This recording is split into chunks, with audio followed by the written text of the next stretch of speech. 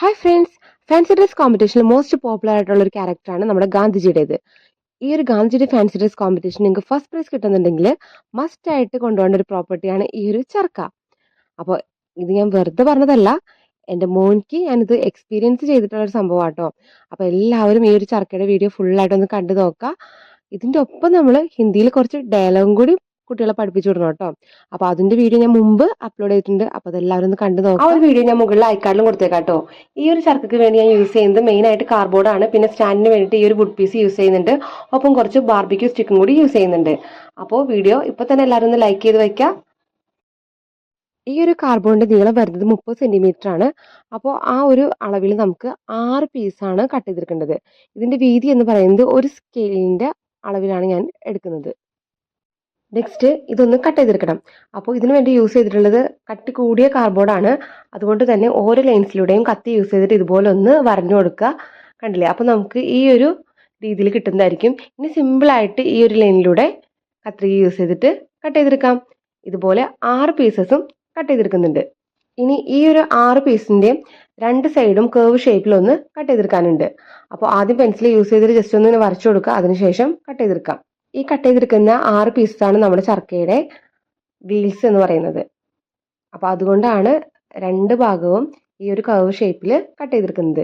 ഇതുപോലെ 6 പീസസും കട്ട് ചെയ്തെടുത്ത് വെച്ചിട്ടുണ്ട്. നെക്സ്റ്റ് ഈ ഓരോ കാർഡ്ബോർഡ് പീസസിന്റെയും സെന്റർ ഇതുപോലെ മാർക്ക് ചെയ്തിട്ട് അവിടെ ഒരു ഹോൾ ഇട്ട് കൊടുക്കാനുണ്ട്. അപ്പോൾ ആദ്യം പെൻസിൽ യൂസ് ചെയ്തിട്ട് ഇതുപോലെ മാർക്ക് ചെയ്യുക. അതിനുശേഷം നമുക്ക് ബാർബിക്യൂ സ്റ്റിക്ക് യൂസ് ചെയ്തിട്ട് എല്ലാം ഹോളാക്കി കൊടുക്കാം കേട്ടോ. ഈ ഒരു ചർക്കയുടെ 2 സൈഡിലായിട്ട് 2 വീൽസ് ആണ് വരുന്നത്. ഒരു വീലിലേക്ക് 3 കാർഡ്ബോർഡ് പീസസ് ഇതുപോലെ ഒന്ന് വച്ചു കൊടുക്കണം. കണ്ടില്ലേ?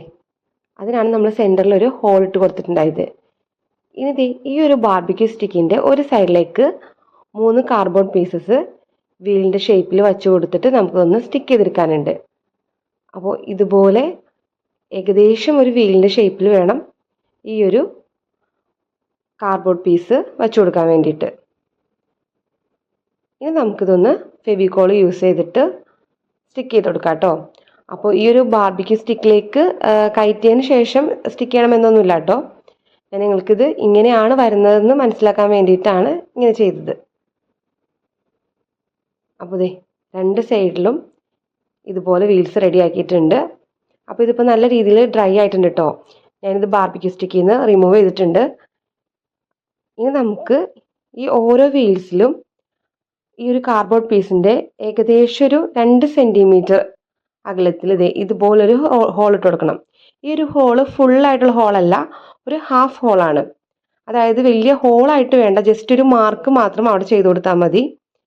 2 വീൽസിലും ഇതുപോലെ തന്നെ ചെയ്ത് കൊടുക്കുന്നുണ്ട്. 2 വീൽസിന്റെയും ഫേസ് ടു ഫേസ് വരുന്ന രീതിയിൽ വേണം ഈ ഒരു ഹാഫ് ഹോൾസ് ഇട്ട് കൊടുക്കാൻ വേണ്ടിയിട്ട്. അതായത് ഈ ഒരു ബാർബിക്യൂ സ്റ്റിക്കിലേക്ക് 2 വീൽസും കയറ്റുന്ന ടൈമിൽ ആ ഒരു വീൽസിന്റെ ഉള്ളിൽ വരുന്ന ഭാഗമാണ് ഫേസ് എന്ന് ഉദ്ദേശിക്കുന്നത്. അപ്പോൾ ആ ഒരു ഭാഗത്ത് വേണം ഈ ഒരു ഹാഫ് ഹോൾസ് ഇട്ട് കൊടുക്കാനായിട്ട്. എന്നാലാണ് നമുക്ക് ഇതുപോലെ 2 വീൽസ് തമ്മിൽ ഈ ഒരു ബാർബിക്യൂ സ്റ്റിക്ക് യൂസ് ചെയ്തിട്ട് ജോയിൻ ചെയ്യാൻ പറ്റുള്ളൂ. ഇപ്പോൾ നിങ്ങൾക്ക് കാര്യം മനസ്സിലായി എന്ന് വിചാരിക്കുന്നു. പറയുന്നതിനേക്കാൾ കൂടുതൽ വീഡിയോ കണ്ടാൽ മനസ്സിലാവുന്നതായിരിക്കും. അതുകൊണ്ടാണ് ഹാഫ് ഹോൾ മതി എന്ന് പറഞ്ഞത്. കണ്ടില്ലേ? ഈ ഒരു ഹാഫ് ഹോളിലേക്ക് കുറച്ച് ഗം അപ്ലൈ ചെയ്യുക. അതിനുശേഷം ഈ 2 വീൽസ് തമ്മിൽ നമുക്ക് എത്രയാണോ ഡിസ്റ്റൻസ് വേണ്ടത് അതിനനുസരിച്ചിട്ട് ബാർബിക്യൂ സ്റ്റിക്കുകൾ കട്ട് ചെയ്തെടുക്കുക. 2 വീൽസിൻ്റെയും ഫേസുകൾ തമ്മിൽ ഇതുപോലെ ഒന്ന് ജോയിൻ ചെയ്ത് കൊടുക്കുക. ആക്ച്വലി ഇത് പെയിൻറ്റിങ് ചെയ്തതിന് ശേഷമാണ് ഈ ഒരു പ്രോസസ്സ് എല്ലാം ചെയ്യേണ്ടത്. ഞാനത് വിട്ടുപോയതാണ്. നമ്മൾ ഫസ്റ്റ് ടൈം ചെയ്യുന്ന ഒരു വർക്കാകുമ്പോൾ നമുക്ക് ആ ഒരു പെയിൻറ്റിങ് ചെയ്യണം എന്നുള്ള ആ ഒരു കാര്യമൊക്കെ വിട്ടുപോകും. ഇത് കാണുമ്പോൾ വളരെ നിസ്സാരമാണെങ്കിലും ഒത്തിരി നേരത്തെ എഫേർട്ട് കൊണ്ടാട്ടോ ഈ ഒരു വീല് കറക്റ്റ് ആ ഒരു മെഷർമെൻറ്റിലൊക്കെ നമുക്ക് കിട്ടിയിട്ടുള്ളത്. കണ്ടില്ലേ? നല്ലൊരു ബുദ്ധിമുട്ടായിരുന്നു. പിന്നീട് ഞാൻ വിചാരിച്ചു ഇതിൽ വെച്ചിട്ട് തന്നെ പെയിൻറ്റ് ചെയ്യാമെന്ന്. പക്ഷെ അത് ഭയങ്കര ബുദ്ധിമുട്ടായതുകൊണ്ട് ഞാൻ ആ ഒരു സ്റ്റിക്കിൽ നിന്നൊക്കെ റിമൂവ് ആക്കി ഓരോ വീൽസും ഇതുപോലെ ഒന്ന് പെയിൻറ്റ് ചെയ്തെടുക്കുന്നുണ്ട്. അപ്പോൾ ഒറ്റ കോട്ട് പെയിൻറ്റ് മാത്രമാണ് ഈ ഒരു വീൽസിലെല്ലാം അപ്ലൈ ചെയ്തിട്ടുള്ളത്. ഇതിന് യൂസ് ചെയ്തിട്ടുള്ളത് ബ്രൗൺ കളറിലുള്ള പെയിൻ്റ് ആട്ടോ. അപ്പോൾ 2 വീൽസും അതുപോലെ തന്നെ എല്ലാ ബാർബിക്യൂ സ്റ്റിക്കും ഇതുപോലെ ഞാൻ പെയിൻറ് ചെയ്ത് ഡ്രൈ ആക്കി എടുത്തിട്ടുണ്ട്. ഇനി നേരത്തെ ചെയ്തിട്ടുള്ള ആ ഒരു സെയിം പ്രോസസ്സാണ് ആ ഒരു വലിയ ബാർബിക്യൂ സ്റ്റിക്കിലേക്ക് 2 വീൽസും ഇതുപോലെ കയറ്റി കൊടുക്കുക. ഇനി നമുക്ക് ഗ്ലൂ ഗൺ യൂസ് ചെയ്തിട്ട് സെൻറ്ററിലുള്ള ആ ഒരു ബാർബിക്യൂ സ്റ്റിക്ക് യൂസ് ചെയ്തിട്ട് 2 വീൽസും ഒന്ന് ജോയിൻ ചെയ്ത് കൊടുക്കാം. നേരത്തെ ചെയ്ത സെയിം പ്രോസസ്സ് തന്നെ ഫെവിക്കോളിന് പകരമായിട്ട് സെൻറ്ററിൽ സ്റ്റിക്ക് ചെയ്യാനായിട്ട് ഈ ഒരു ഗ്ലൂ ഗണ്ണാണ് യൂസ് ചെയ്യുന്നത്.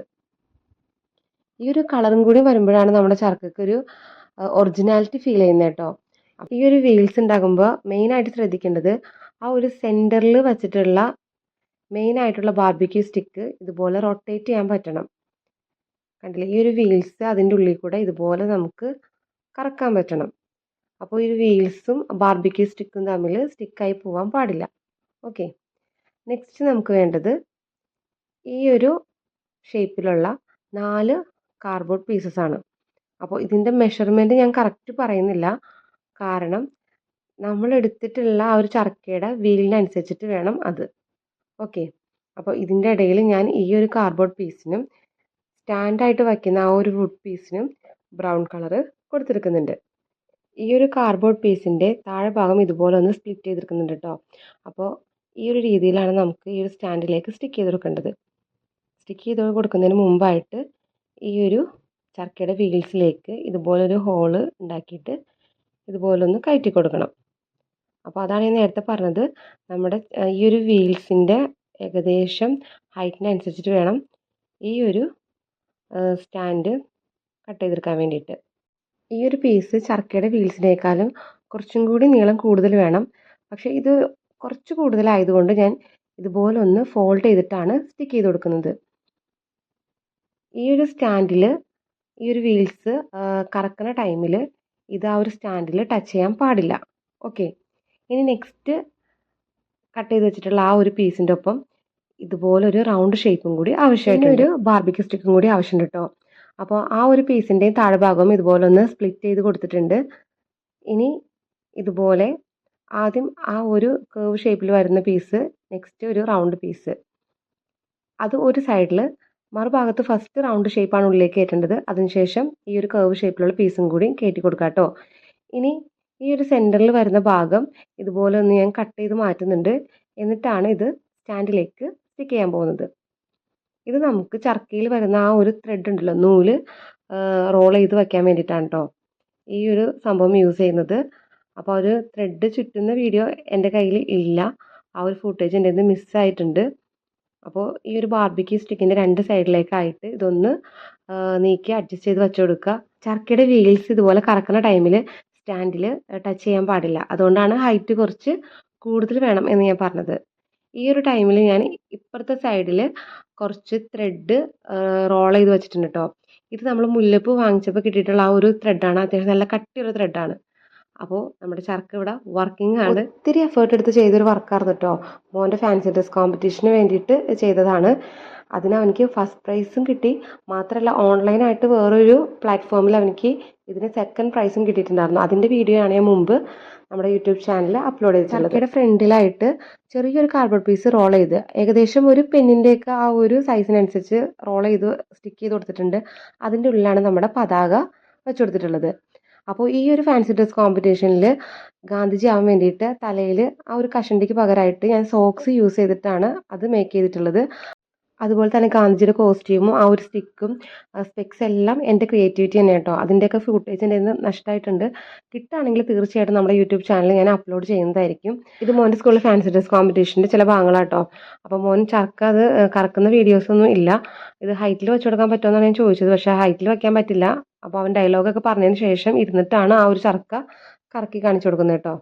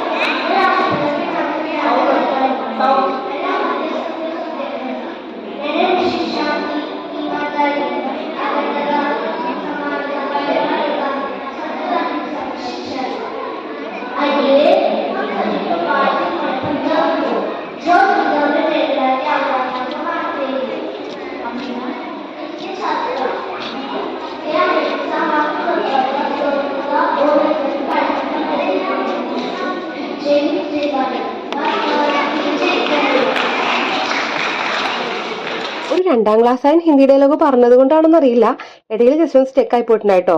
ഒരു 3-4 സെക്കൻഡ്സിന് ശേഷം ആള് വീണ്ടും അത് ഓർത്തെടുത്ത് പറഞ്ഞു, കംപ്ലീറ്റ് ആക്കി. അതുപോലെ തന്നെ ഫസ്റ്റ് പ്രൈസും കിട്ടിയിട്ടുണ്ടായിരുന്നു കേട്ടോ. അപ്പോൾ ഇതിന്റെ വീഡിയോ മുമ്പ് അപ്ലോഡ് ചെയ്തിട്ടുണ്ട്, ആ ഒരു ഡയലോഗ് പ്രസന്റേഷൻ ഒക്കെ. അപ്പോൾ അതെല്ലാവരും കണ്ടു നോക്കുക. ഒപ്പം ഈ ഒരു വീഡിയോ നിങ്ങൾക്ക് ഇഷ്ടപ്പെട്ടെങ്കിൽ തീർച്ചയായിട്ടും ലൈക്ക് ചെയ്യുക, ഷെയർ ചെയ്യുക, കമന്റ് ചെയ്യുക. അതുപോലെ തന്നെ ഇത്തരം വീഡിയോസിന് വേണ്ടിയിട്ട് നമ്മുടെ ചാനൽ ഒന്ന് സബ്സ്ക്രൈബ് ചെയ്ത് സപ്പോർട്ട് ചെയ്യാൻ മറക്കല്ലേ. Thank you for watching. By.